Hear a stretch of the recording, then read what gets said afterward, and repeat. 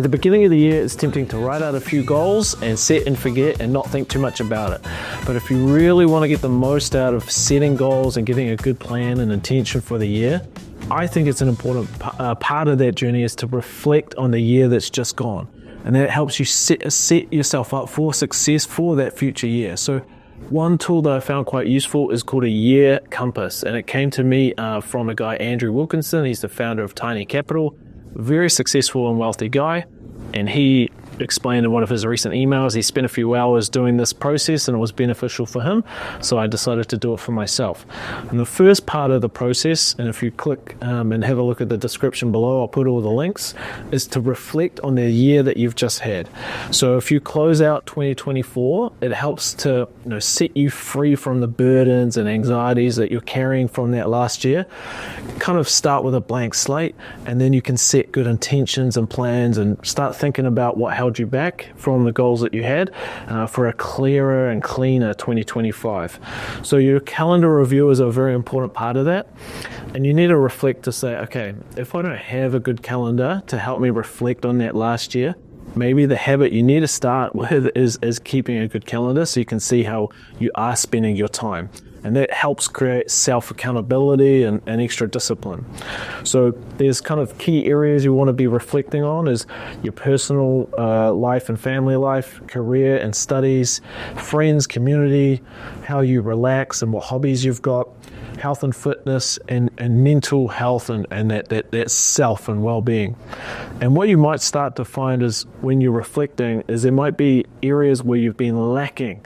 So it might be that you've been committing 80% of your time to your work, and then you haven't been leaving stuff, room for hobbies and relaxation or health and fitness.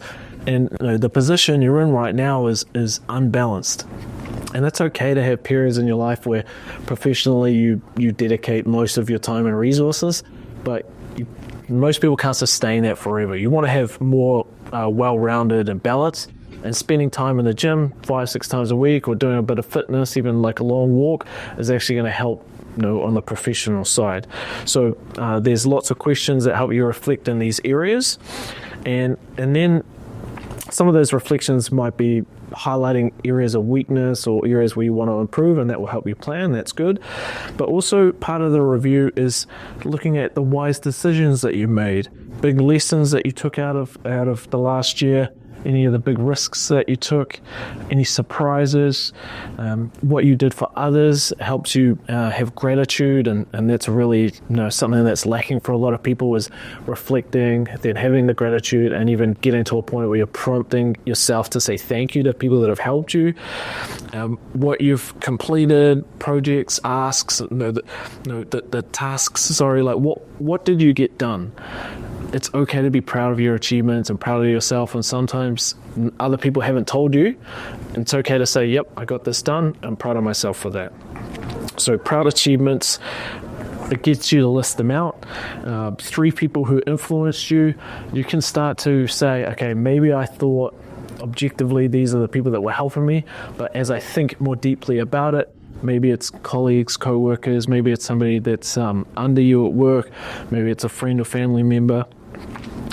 I think it's also important to look at the missed opportunities, understand that if you are trying to do big things, there will be missed opportunities. Life goes on and more opportunities come up. And seeing what you're most grateful for helps you start your goal planning process in a better frame of mind. I found the process of understanding the areas in people that I want to have forgiveness for and letting go to be quite beneficial. If you have a professional life or an investor life, there's going to be people that let you down. There's going to be people that are combative to your strategy. There's going to be people that throw big curveballs at you. And most of the time they're good people. They just have a different plan, or they don't see it the same way as you. Having that forgiveness helps to set you free and set you in a positive frame of mind.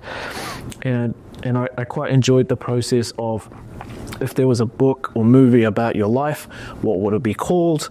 And like at the completion of this reflection of the year, you kind of give yourself permission to say goodbye, and then you're starting this goal planning process, having flushed basically last year behind you, and you come to starting the process of saying, what is my dream? If I'm not held back, what would be my ideal world? And if you're letting go of all these expectations, you're seeing what perfection looks like, what if it was a dream year, what would you get to? And then you can start reverse engineering back how to make that a reality. And then you repeat the process. What would be the ideal personal, career, friends, relaxation? Like, you're giving yourself, after you reflected on it, that chance to plan better. And you're setting up the habits, the schedule, systems that you need in your calendar from the beginning. And if you set things on repeat, hopefully you can have a much better coming year than you had the year before. And a bit of self-love in this process is 3 things I love about myself, 3 things I'm willing to let go of, and 3 things you want to achieve the most, and the 3 pillars, the people that are going to help you in this journey. And it's quite likely that over the course of the last couple of months, those 3 people have been different from the 3 people that influenced last year. Hopefully you're getting a better circle of closer people to you that are going to be supportive. And if you're not, maybe you're missing 1 or 2 people. Maybe you can put yourself as one of your pillars, that you're going to have better self-talk, you're going to write and journal to yourself, you can be a pillar for yourself. And it might be that you've identified, hey, 3 people that were influencing me last year is actually not the people that should be or that I want, or maybe they're out of my life and I need to find somebody else. Maybe it's time to pay for somebody, a coach or a psychologist or a personal trainer or an investment coach, things like that, to be one of your 3 pillars. What are you going to have the power to say no to? So, if you reflect properly on last year, you will see that you will have potentially been doing things you shouldn't have been doing. Are you going to give yourself permission to say no to some things? And I certainly found that process quite beneficial. And then, why am I going to work hard? What are the rewards going to be? Part of this planning process is a word for the year, and I really had to think about that for myself as what was going to be my word for the year, and I've come back to compounding. And that compounding, to me, what it means is long-term, small effort, consistent effort every day, and those efforts are going to add up on themselves, and it's going to be a cumulative thing. There's going to be a little bit of ups and downs, but as long as I'm consistent and patient, I'm going to get across these areas of my life what I want. Also, we're looking at mindset shifts. This is kind of like a final process for me, is things I want to be thinking about and framing and talking to my network about that are important to me. So take the time to click the link below. It's called the Year Compass. You can do it online. You can print it out like I did. I did mine in a book, and I find that writing it out helped make it kind of a journaling experience. I did it with a friend as well, and we shared some of those things together, and it helps me really set good, positive, structured intentions. And then I look at my calendar and I start setting up how I'm going to spend my time to get towards those intentions I want to have. So goals can be one of those words that it's like, what is a goal? A SMART goal, and then it kind of gets put in the bottom drawer. Whereas what I like to do is set up my schedule and my habits that are going to reflect on how I want my plan to go, and that if it's in my calendar and it's on recurring, it's more likely I'm going to achieve what I want to achieve. So if you want to make the most of the year, reflect and plan, I think this is the way to do it. Financial